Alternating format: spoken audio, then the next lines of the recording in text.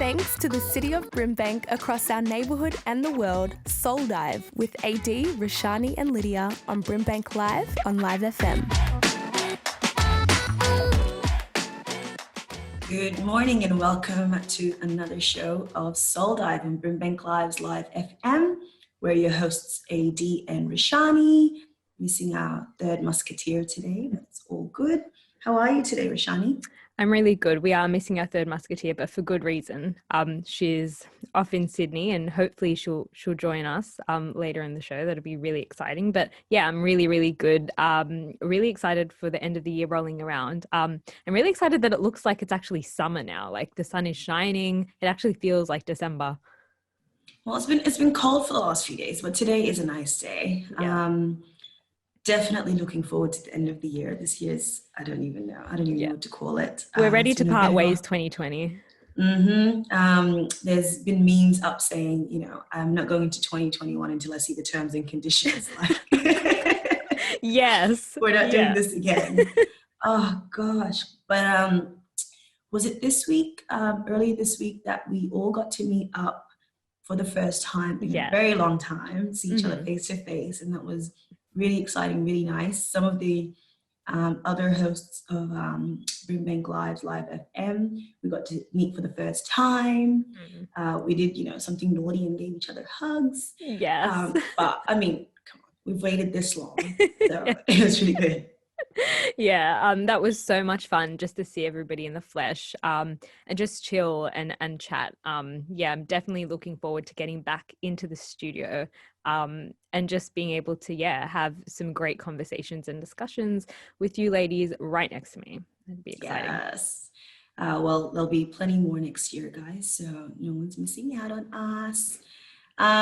So this morning we have a fun show. We've got another Am I the Asshole segment, and I believe this is the third one we've done throughout our time on Soul Dive.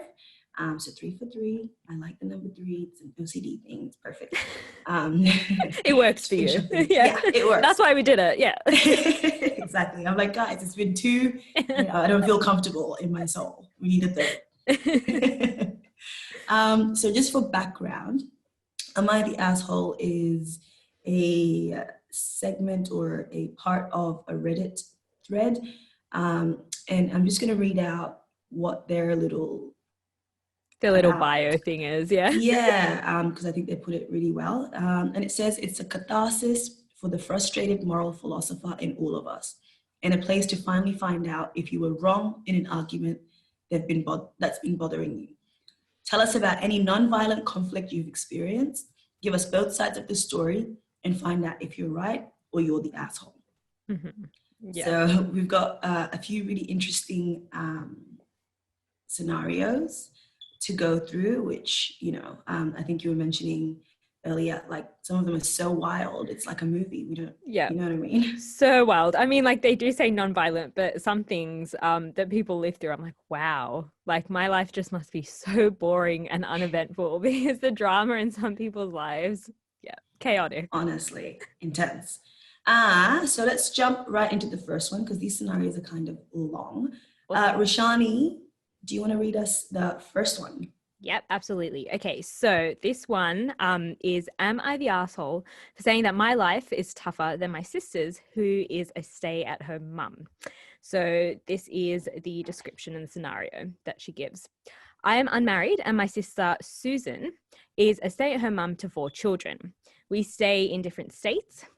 She chose to become a stay-at-home mum for her 4 kids voluntarily. My brother-in-law earns very well, and they have quite a comfortable life, if that detail matters.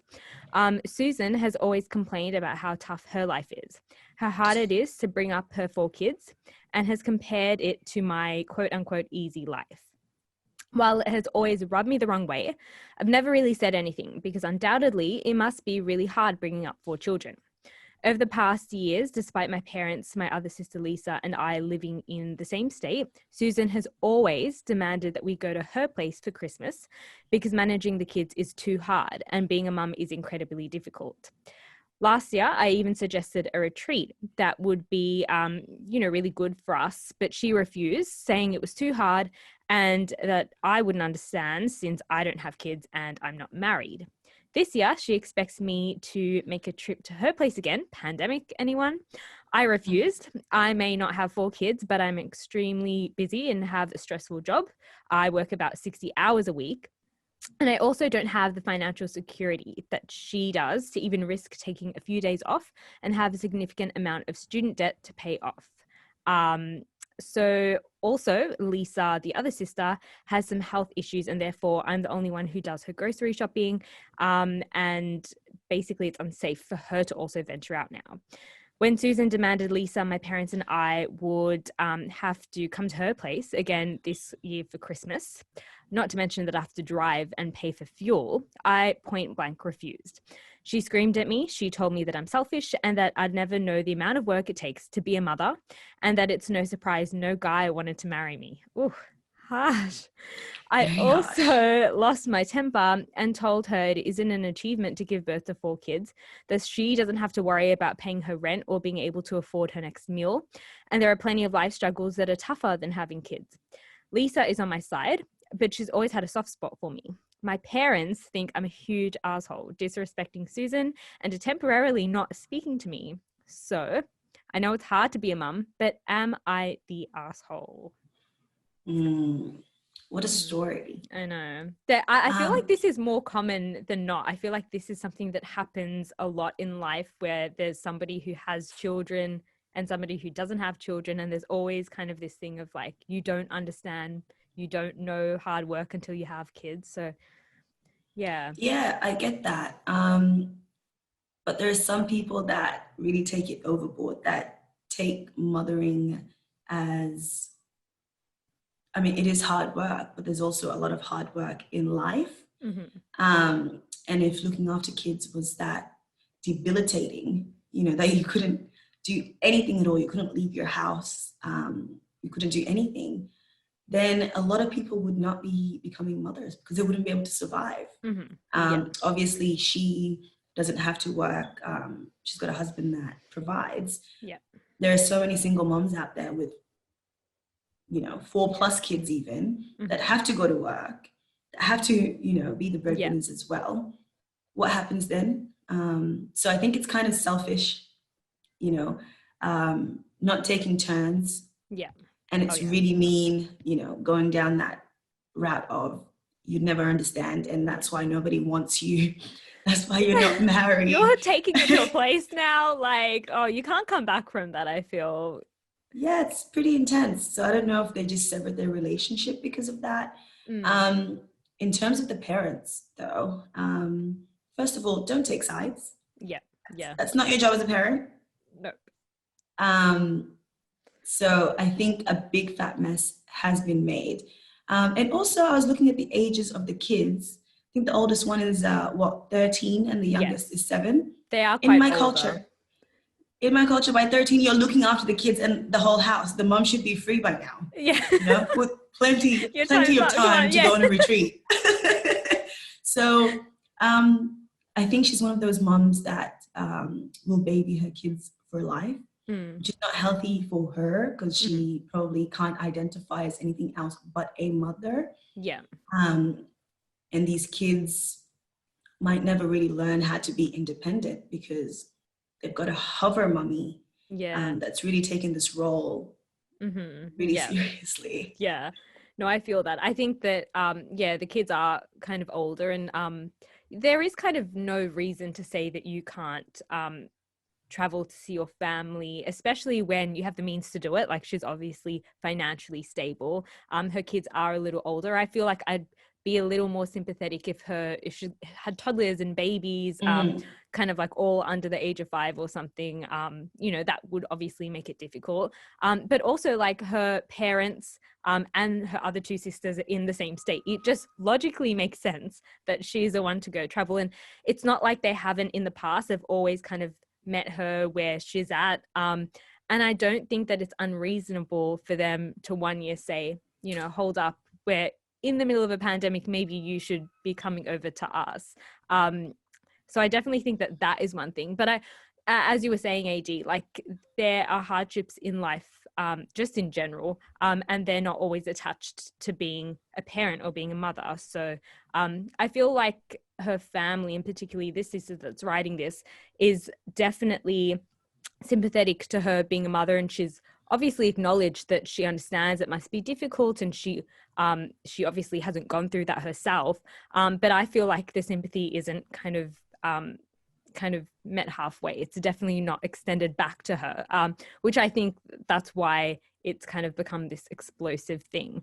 I definitely think that I don't know why the parents would see this as unreasonable, that this sister's kind of like stood her ground and being like, no, I can't afford to kind of drive up, and I can't afford to take days off. I feel like those are valid reasons. She's not just saying no for the sake of saying no. But yeah, I'm not sure. I honestly think that the sister writing this is not the asshole. Yeah, and you're a psychologist, so do you think this is a form of narcissism where it's like, yeah, it's me, everything's about me, my life is so hard, like nobody else has a life. I feel nobody like gets me. Yeah, there's definitely kind of just like this main character syndrome that maybe this sister has, where she thinks that everything kind of has to revolve around her, and she's kind of like the center of everything. But also, you know, if she is struggling, she spoke about it being really difficult and really stressful being a mother, and obviously looking at things from the outside perspective, where the kids look a bit older, we're like, you know, where is the struggle sitting? And there might be there might be other things perhaps, you know, that she is struggling with that is kind of more rooted and deeper. Maybe at the surface level, it doesn't look like, you know, everything kind of looks okay and looks fine for her to kind of travel and meet her family in the state that they're in. But yeah, like it could just be that it's just a personality thing where she just thinks that everything centers and revolves around her. Or it might just be a deeper issue where she's actually really struggling with something personally. Maybe she's using her children as kind of like a scapegoat to say like, oh, I can't travel because of the kids, but really there might be something completely different. And that's me kind of just, you know, kind of hypothetically thinking. But on the surface always something level, deeper. My question is, where's the husband? Like, why is it all her job? Like, where's he at? I mean, he's the breadwinner. All right, he goes to work. You do a lot of people. Do you come back home and like help with things? There's always this kind of underlying thing of, you know, if somebody is a stay-at-home mum and they've got those roles, that doesn't mean that everything then falls onto them, like absolutely everything. And it doesn't mean that you can then be absent from that household in a particular way. So I think that, you know, like we don't know if that is it as well, the fact that she feels like it's only her, and she just feels really overwhelmed with it all, and she doesn't have that support. That is a possibility too. And I think that is like probably like a whole nother show that we can like delve into, you know, definitely what ifs. like, but yeah, I would say that like looking from the surface level of what we know, and I feel like this sister has extended out the sympathy in ways. I do think that, what's her name? Lisa? Is that her name? Am I making that up? Susan. Yeah. Susan is probably being a little unreasonable here. I don't think it's a big ask. Okay, so what have we agreed to? Is it Lisa? I'm like, I feel like Lisa was the name. Lisa was the other sister that... Okay, all right, yeah. Okay, so the main gal, the one that wrote this, have we come to a consensus whether she's the asshole or not? I don't think she's the asshole. I think that, like, as Michelle Obama said, when they go low, you go high. So I think that even though her sister Susan has kind of thrown some things that are a little nasty, she should probably not throw those things back. But I think that she is not the asshole, because what she's requesting is reasonable. She's obviously gone out of her way for her sister in the past. Obviously, context-wise, they're living in a pandemic. I feel like the sister should kind of come over for Christmas, and if she can't, she should just, you know, happily just be like, sorry, I can't this year, I'll visit you whenever I can. It doesn't need to be dramatic. Like, it doesn't need to be, you don't need to get that far. No. I agree. I don't think she's the asshole. Maybe there's a misunderstanding there that they needed to clear up and not just blow up at one another. I'm sure there's good reasons from both sides, but it's perfectly reasonable to say, I just can't afford to go to you. Yeah. You know, I've got a lot of things going on, and I've got to look after our sister Lisa as well, and do her grocery shopping and things like that. And not fall into full-blown conflict and saying really regrettable things. And mum and dad, stay out of it. Yeah. Please. Thanks. Seriously. Well, this was a really great scenario, and that was picked by you, Roshani. You're listening to Soul Dive on BRIMBANK Live's Live FM with AD and Roshani, and we're going to have more scenarios of Am I the Asshole right after this break. Welcome back to Soul Dive on BRIMBANK Live's Live FM with AD and Roshani. So before the break, we were talking about one of Am I the Asshole scenarios, whereby it was a family feud, if I would call it that, where one sister, who's a mother, was uncompromising in meeting the other sisters halfway for holidays, for travel, for whatnot, because life is too hard as a mama, and harder than anybody else's, I guess. According to Susan. And we determined that the sister that was writing the post was not the asshole. There might have been some misunderstandings, but no, it's a bit unreasonable for Susan, who wouldn't fly over for the holidays just one time. Okay, so we've got another scenario. And on these Reddit posts, there are a lot of acronyms, as I was mentioning earlier, and we had to figure those out. I just say it and put in a few different words until it kind of makes sense. And I'm like, okay, yep, I think that's what it is. Not we had to do a lot of Googling that I had to do to figure out what do all these acronyms even mean. People are speaking, very different lingo. In tongues. All right. Okay. The second one here is a bit lengthy, but and there's lots of different aspects to it. So here we go. Am I the asshole for putting a limit on how much my husband can give to his mum? My husband is the sole breadwinner at the moment, but thanks to an early start in my career and assets from my parents, most of our assets come from me. 3 years ago, mother-in-law told my husband they were facing bankruptcy and may not be able to pay for my much younger brother-in-law's college tuition. We were trying for a kid at the time, and my husband's salary was nowhere enough to cover paying for college, but I had more than enough savings. Obviously, since education is important, I told my husband my money is our money, and I'm happy to use it for his brother. Then we moved to the same country as my mother-in-law's parents, and since I had a high-risk pregnancy, it seemed safer to live with them since they had 2 live-in maids. My mother-in-law's parents are bankrupt thanks to her mother's gambling habits and are fully supported by my father-in-law. My mother-in-law has never worked, but she convinced father-in-law to transfer everything to her after he was caught cheating, so she had full control of their money. While my mother-in-law is insisting she had no money to pay for her own son's college tuition and expected my husband to pay for it, she refuses to put a block on online transactions for her dad's credit card, even though he keeps falling for online scams. And she says it'll hurt his pride. She pays for her father to have cosmetic treatments like removing freckles he got from aging. She acts like a total snob to my brother-in-law's girlfriend. She believes that it is a child's duty to pay for their parents, so she plans on using all her money to maintain her parents' pre-bankruptcy lifestyle, have no savings, and expects my husband to do the same for her. I snapped. How can you prioritize giving your aging parents a luxurious lifestyle over your own child's education? I got my husband to agree that no matter what happens or how much he earns in the future outside paying for her medical bills, he is not to send his parents more than $1,000 a month. The older brother-in-law will probably match it, so $2,000 a month is enough to survive since they own 2 apartments and won't have to pay for rent even if they live separately. Mother-in-law won't have her current lifestyle, but if she wants that, she better save up. if the older brother-in-law refuses because mother-in-law is always a racist B word to his wife, I still said it, is always a racist B word to his wife, then well, she has it coming. People who know of this are split, with some people really hating on me. I still think that it's reasonable, especially since we have a daughter and I don't want to be a burden to her.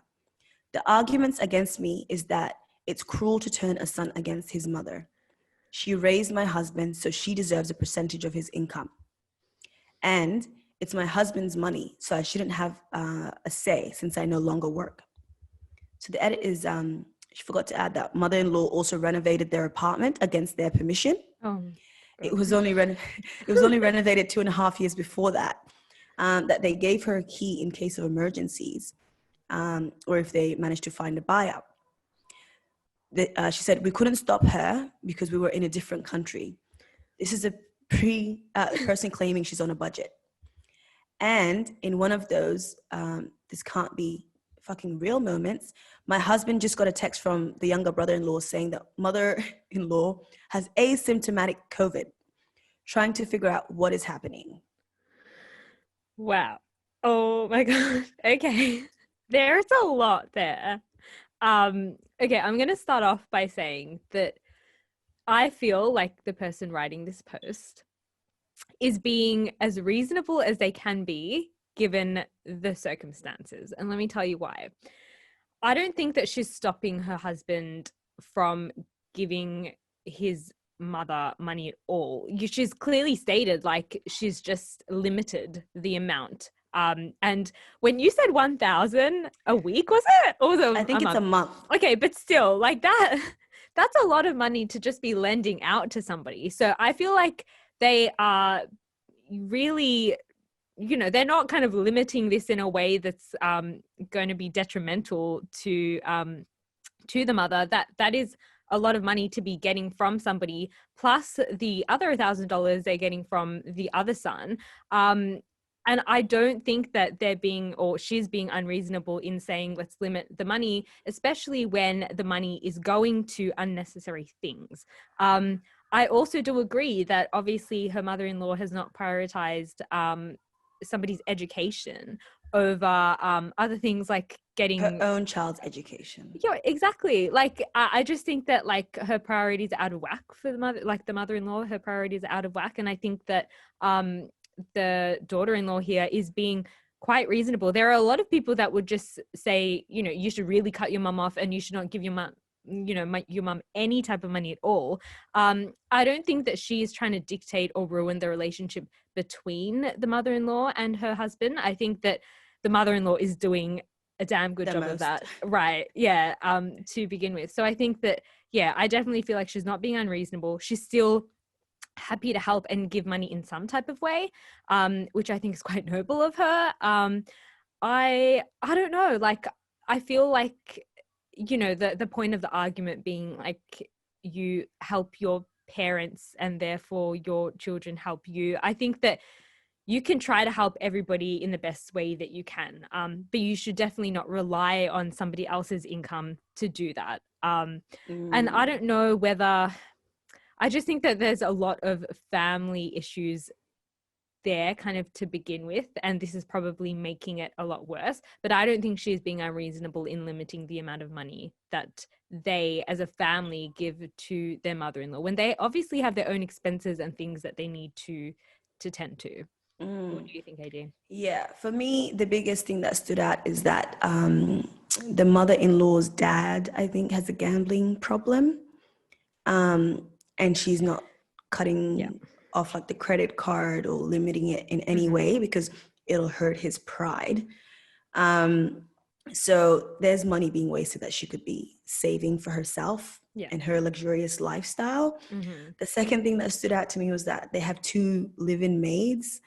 It seems like these people are obviously living well and luxuriously, but obviously are bankrupt or are in debt in some type of way. And especially with the gambling problem, as you mentioned, like you can't throw money at a problem, particularly like a gambling problem. Like there's just like a lot of issues there that I would not be mad at this daughter-in-law for saying we can't give them money at all, because obviously they're putting money towards things that are not helpful or useful for them, but also that are quite detrimental, and that's actually putting them into further bankruptcy. So yeah. And one thing that stands out for me is the whole country difference. So I'm looking at it in a cultural sense, because I know being here in the West, it's a very individualistic kind of lifestyle where your income is your income and you're not supposed to, go out throwing it at everybody else, including your parents. Everyone should be doing their own thing. And for a lot of people, let's just say here in Australia, the parents set their lives up so that their kids can have a better life. But I know from my background that we are expected to look after our parents type thing. yeah. And our parents look after their parents. So I understand that, but there's always a limit in how you do that. And obviously you have to be able to live for yourself and then help afterwards. Yeah. So I think the mother has taken advantage of this, I guess, tradition or their way of life, or, and is just expecting way too much. She's not expecting any kind of success for her son or her younger son who needs a college education. She's thinking about herself and I gave birth to you guys, therefore you owe me your life type thing. Yeah. You're supposed to be living for me and not for yourselves. Yeah. Which is a really negative and destructive way to see your children, not as people you'd like to see prosper. She's got her own money, so why can't she live for herself and then ask, for her kids to be as successful as possible, so that when they can help her, it's easy. But she's asking for things smack bang in the middle of other people's issues, of their own issues. They've got their own child. They need to work for what they have, and they can't just be supporting the mother and father like that. But I do understand, in a cultural sense, taking care of your parents, but the parents also have to be reasonable, and sensitive enough to want the best for their children. So it should be, whatever you have, can you help us out? Not I expect you to make me live this high lifestyle, to pay these 2 maids that live in here because we're bankrupt and I've got my gambling daddy to look after. Type thing. So I think it's no. I think that and as you were saying, in my culture too, it's a tradition to kind of have your parents, when you're married and kids, to have your parents live with you, for you to help your parents financially, helping them with everything type thing. Like, that is something that runs deep in my culture. I do understand that cultural aspect of, you don't just live for yourself, you also live for the other people around you, particularly your parents or the people that have raised you. But in that sense, all within reason, and all definitely not if it's kind of toxic behavior or things that are not, helping, or things that is beneficial, like throwing money at, your dad's gambling problem, is probably not the best way to use your son's money. I definitely think that, yes, I do understand that you can lend a helping hand, which they are, but just a helping hand within reason, and don't exploit it, because I feel like, obviously, like, she could take that $1,000, try to save some money on the essentials, instead of kind of just continuing to uphold this particular lifestyle, which standard. Her priorities are kind of all this way, I think. You're listening to Soul Dive on BRIMBANK Live's Live FM with your girls AD and Roshani, and we're talking about a really intense family expectation. I'm wondering how the son feels, the one that's paying, who's in between his mother and his wife saying, do not pay that woman. And his mother being like, I own you. You owe me your life. It seems like he doesn't have much opinions. Yeah, and I think that's a sign. The fact that he doesn't have much in here, he's not really sticking up for his wife or his kind of livelihood that they have built together, him and his wife, that he's not kind of calling his out. Okay, I I love my parents and like I do respect them, and there's cultural things that I adhere to, but like I don't hesitate in telling them that they're wrong if they're wrong type things. So I think that like in this particular scenario, he needs to maybe be like, hey, mom, like, listen up. I know that I know things are tough, but like we're helping you and we're giving you this money. And if you want some help with trying to figure out where this money and what it should go to, like I'm here to help you. Like I just think that him not saying anything is very indicative of the fact that he probably feels like he's going to thumb. And that's kind of like the vibe I'm getting. And that would make me as a wife even more kind of like upset and mad at the situation, I think. And I feel like this happens a lot, whether it's money or something, but this pull between parents and child, and then their life partner type thing. And there's always that back and forth. So I would, as a wife as well, hate that my husband wouldn't stick up for me type thing. But I also know up until recently, I had to do whatever I can to continue supporting my parents. Like she just expected that because it was something I never pushed back against. And I'm like, I owe my family, my parents, my life. So me trying to pay my rent and eat and also have a social life. And she's expecting some sums of money, whether I'm working casual, full-time or whatnot. So it took me a really long time to be like, Mom, like, come on now.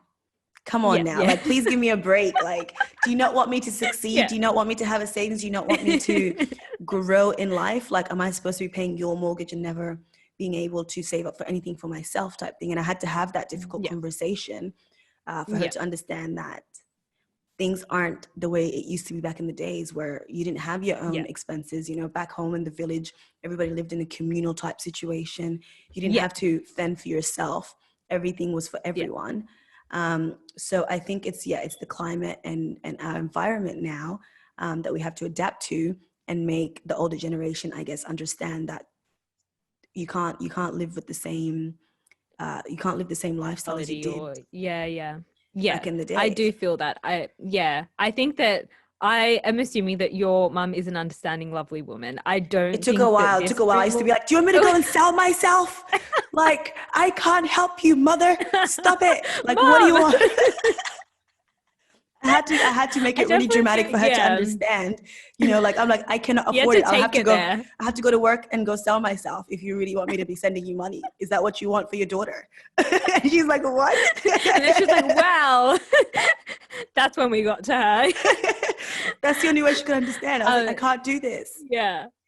So finally, I think, like, all right. She was like, yeah, it's fine, I do. We get it now. Yeah. But like I do think that like there is reason, and obviously it's difficult for maybe like a parent to understand that, and once they get to that point of understanding, then it's okay. And then I guess like you're able to help them out in the way that you can help them out, because I do think it's important, like whether you're earning $100,000 a year, giving a portion of that looks different to if you're earning like $10,000 a year, like giving a portion of that money to your parents, it looks very different. So I think that like all within reason and within, just within reason of what the person can give.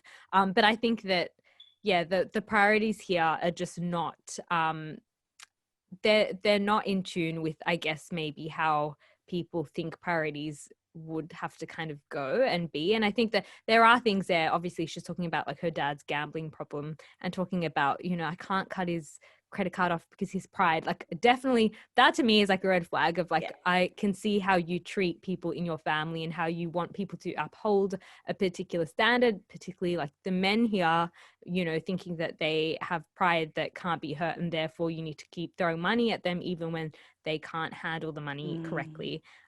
So I just think that there's just like a lot of things going on that the daughter-in-law has every right to be mad at. And I think that she's being really reasonable here. Like still like happy to give $1,000 over to this family that are not obviously using the money well. Exactly. So I think we have come to the conclusion that she is not the asshole. She's quite reasonable, and she's trying her best to please the parents-in-law and also live a life with her family and develop their family. I think this is definitely an ethnic situation. They spoke about different countries. So you can tell that the priorities are very, very different as opposed to what it would be if they were in the Western world. So yeah, intense. We should go on to our break. So you're listening to Soul Dive on BRIMBANK Live's Live FM with your hosts AD and Roshani. Stay tuned for more after the break. Welcome back to Soul Dive on BRIMBANK Live's Live FM. We're actually joined today by our third musketeer. She was able to make it at the end. So Hooray. What's up? So we've got AD, Roshani, and Lydia now. And good to see you. So you're in New South Wales. How is it over there? I just don't even remember the last time I traveled. It feels like it's been so long. That was a really good experience, honestly. I love airports. I don't know about you guys, but airports really excite me. The whole going through customs, everything. I just love it. Just adrenaline. And now I'm here. No, the last time I was at the airport, there was like army men. And I was going to Brisbane and they were questioning everyone. And okay. Even when I'm telling the truth, like when I see authority, I just freak out and I was like sweating. I was like, please, my family is here. I swear. Yeah, no, that's true. I think airports can be really nerve-wracking for that reason. You just don't know what you're going to run into. And I hate flying. I hate flying. So I'm glad that you enjoyed the experience, Lydia, flying over to Sydney. It gets a bit like rocky in the air and I'm like, ooh, and then I start praying to Jesus. Is this the day? I'm just like, we will land in Jesus' name. Amen. Amen. All right. Well, let's get right into it. I mean, the hour just always flies by. I don't know how. I'm always like, do we have enough? But we always end up having way more than enough. So we are doing this show on Am I the Asshole? And the scenario before was a bit intense. I think we concluded that it was probably an ethnic situation where parents feel like their kids owe them their life and therefore they need to continue supporting them and they don't have to put in any effort because they're busy supporting their parents as well. So got a bit messy. Yeah, a bit messy. Hopefully they've sorted that situation out wherever they are. I feel like low-key that the person in that situation should use the kind of like excuse or the scenario that you used for your mum, AD. I feel like that will help. That gets through to parents. It'll make them understand. It's the best way to make them understand is throw something really big and they're like, no, I don't want that. I take it back. I don't want your prostitution money, okay? All right. Our very last scenario is also madness, also a bit of a roller coaster, a bit wild. Roshani, do you want to read us this last one? Alrighty. Okay. So this is, am I the asshole for telling the police and a private detective where my fiance's sister was hiding after they came looking for her? So it goes like this. The background is this. Yeah. My fiance's sister had an affair with a married man from her work. She gave him chlamydia and he gave it to his wife. My fiance's sister got it treated, but she didn't tell him and he gave it to his wife and she ended up in the hospital. My fiance's sister is also pregnant from the affair. The married man's wife is divorcing him. She is suing my fiance's sister for something called alienating affections because she had an affair with a man she knew was married. In our state, it is a crime to give your partner an STI and not tell them. The married guy's wife made a statement to the police. Also, fiance's sister was suspended from her job because she was an assistant manager and the married guy was her employee. And that's also against their policy. And there was also sexual harassment issues at play. I know all of this because of what my fiance told me and also because to save money for the wedding and a house, we are living in the basement apartment of their parents' home. So a police officer, a private detective hired by the lawyer for the lawsuit, and someone from her workplace have come here at different times looking for her. She was dodging getting the lawsuit papers and giving a statement to the police. She was telling everyone that she went to stay with her parents, but she wasn't really. Way after the visits from them had happened, I heard my fiance on the phone with her sister. I heard that she was not in the city anymore. I called the private detective and notified the police. My fiance is angry at me for giving up her sister's whereabouts. She also told me her parents are being looked at for lying to the police about knowing her sister's location and giving her monetary support. I have no idea about what her parents told the police. I only knew that they wanted to talk to her. I don't think I'm the asshole for telling the police and private detective where she was staying. She's an adult, and this entire situation is of her own making. My fiance and her parents and sister, by extension, are angry at me, and I think that I'm the bad guy here. They also blame me for putting stress on her while being pregnant. Am I the asshole?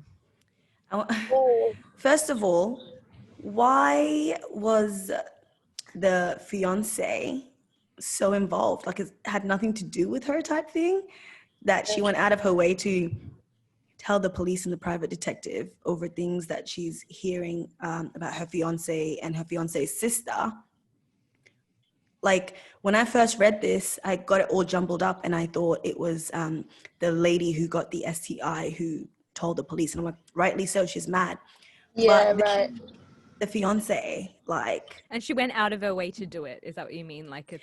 Yeah, like, just, like, it's got nothing to do with you. You know what I mean? Like, it's not affecting you in any way type thing. Why run and tell the police anything? Sometimes people who, like, have, I guess, a close proximity to someone but don't necessarily have, like, an actual close relationship feel entitled or like they have the right to kind of step in and be invested in that situation. I feel like this particular person obviously feels like they were doing the right thing, you know, they were doing the noble thing sort of thing, but then obviously the whole family have much higher of a tolerance for her, like, bullshit, you know, even though she's gone and acted on conflict of interest, had an affair, or, like, if, you know, given someone an STI, her family is still going to do everything that they can to, like, protect her from the law.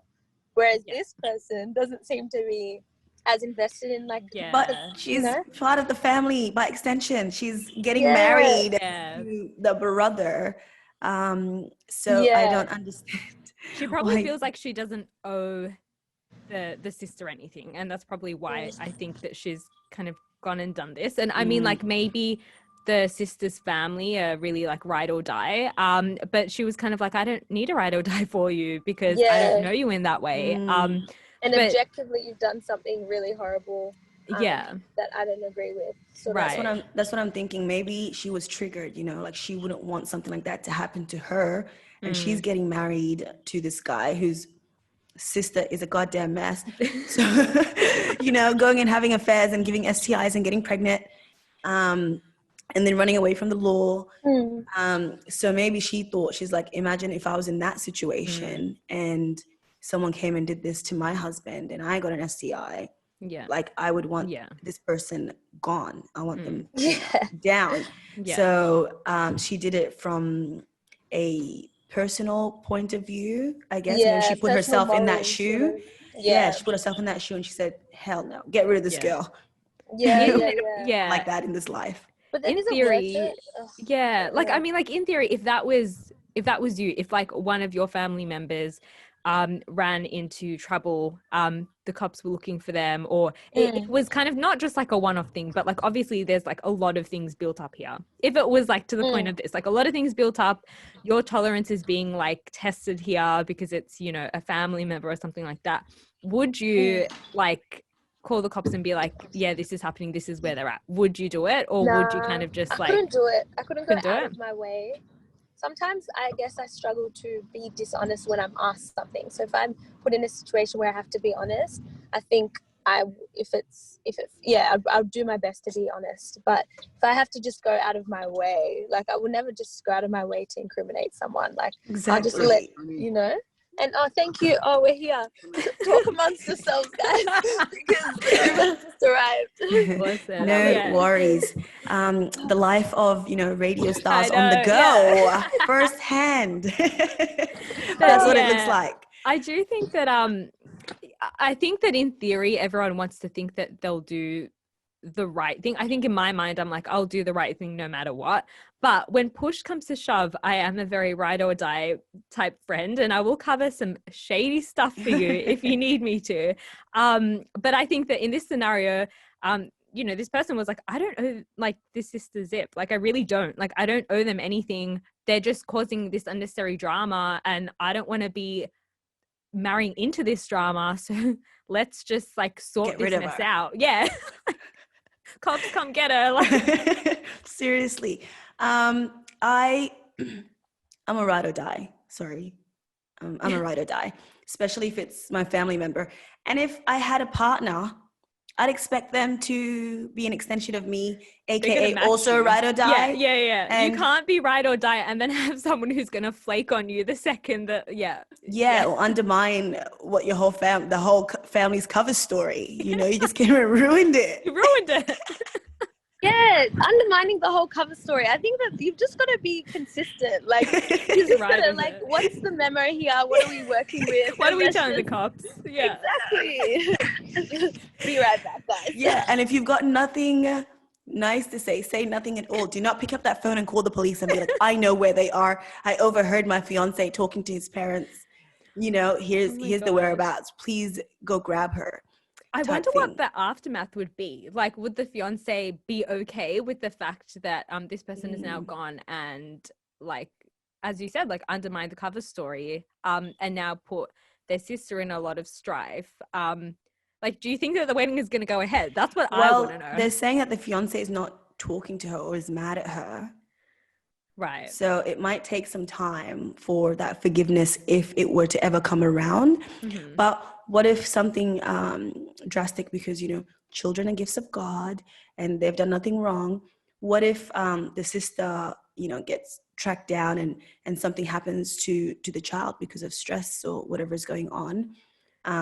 You know, so there are consequences. Right. To everyone's actions. Right. I guess in the same sense, there are consequences to the sister's actions. Right. So, like, and I do hear you. Like, I mean, they are valid reasons in terms of, like, you know, we don't want to cause unnecessary stress to her. And she's obviously already gone through a lot, but she's gone through a lot because she's kind of, like, she's kind of made particular decisions and she's having to live with the consequences, and it's obviously not great, but I don't think that things can then just be blamed on this person for... Definitely not, but I think affairs happen often, and we need to look at the husband, you know, for going out of his way, because it seems like the husband who gave the STI is relaxing. You know, everyone's coming after this woman all of a sudden, who was a free agent, except she was a manager. So there's that issue. She was, you know, the manager. But it takes two to tango. Exactly right. So, and I feel like I find this a lot in the community where we really look down on a woman for her behavior, and we excuse men for their bad actions all of the time. You know, women and women fighting with one another over a man who chose to do the wrong thing, who is the one that's married. At the end of the day, that girl, the other lady, was single, you know? And if she wanted to hook up with whoever she wanted, then cool. If that man had the correct morals in his wedding or of his marriage, or respected his marriage, he would have said, hey, I'm not interested. I've got a wife. He was involved in this affair. Yeah, her acting on, like, the conflict of interest, and obviously just the fact that he was a married man is, like, one thing. I guess that's that moral issue. But I also feel like this is, because bringing it back to whether or not she's the arsehole or not, it's kind of a debate over a moral issue and just, like, a legal issue. Because you could hide behind the law and be like, oh no, like, she's doing the wrong thing, or you could be like, no, the family code. You know what I mean? So it's like, is she an arsehole? She's definitely an arsehole for giving an STI and not telling him for that. If anything, that's the tipping point for me. That's the sort of thing that almost makes me want to say that she's an arsehole. I think that it's also a thing of maybe the actual person that we're talking about, the fiance sister, the debate for her being an arsehole or not is there, but it's also the person who has, like, dobbed her into the cops. Like, is that person particularly the arsehole for doing that? Because really they've done nothing in the situation other than just say, this person is here, cops come get her type thing. And I also, this just takes me back to the whole Barnaby Joyce thing. You know how he had an affair with a woman in his office and got her pregnant, and is now with her and left his family type thing. Exact same story minus the STIs, minus the STIs.